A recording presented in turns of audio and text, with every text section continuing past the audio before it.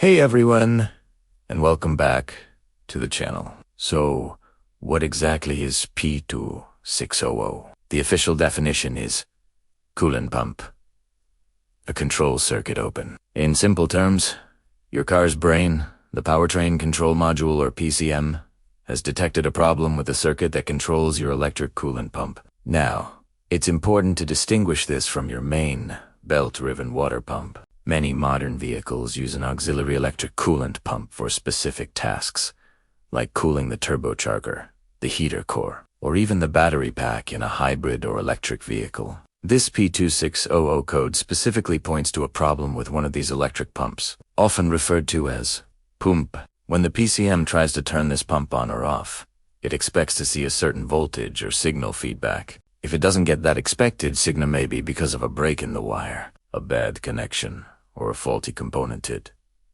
logs the P2600 code and turns on your check engine light. You might also notice other symptoms. For example, if the pump is for your heater, you might find your cabin heat isn't working as well as it should. If it's for the turbo, you could experience reduced engine performance as the PCM tries to protect the turbo from overheating. In some cases, you might not notice any symptoms at all, other than that pesky light on your dash. Alright, let's get our hands dirty and talk about how to diagnose this code. The first thing you'll need is a good OBD2 scanner and a digital multimeter. The most common causes for P2600 are surprisingly simple. Number 1 is a blown fuse. Always, and I mean always, check the fuses first. Your owner's manual or a quick online search for your specific vehicle will show you which fuse protects the coolant pump circuit. If the fuse is good, the next culprit is often wiring. Look for any signs of damaged, frayed, or corroded wires leading to the electric coolant pump.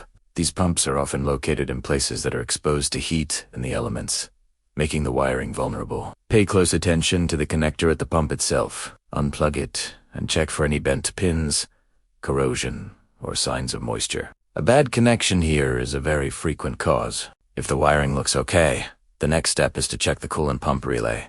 If your vehicle uses one, you can often test a relay by swapping it with an identical one from a non-essential circuit, like T-horn, and seeing if the problem moves. If it does, you've found your bad relay. Now, if the fuse, wiring, and relay all check out, it's time to test the pump itself with the key on. You should be able to use your multimeter to check for power and ground at the pump S connector. You'll need a wiring diagram for your specific vehicle to know which pins to test. If you have power and ground but the pump isn't running, then it's highly likely the pump motor has failed. These electric pumps do wear out over time, so this is a definite possibility, especially on higher mileage vehicles. Another possibility, though less common, is a problem within the PCM itself. This should be your last resort after you've exhaustively ruled out everything else.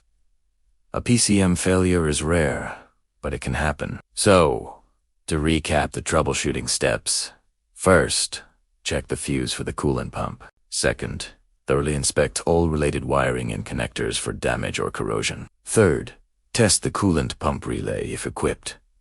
Fourth, verify power and ground at the pump connector. And finally, if all else fails, consider testing the pump motor itself or looking into the PCM.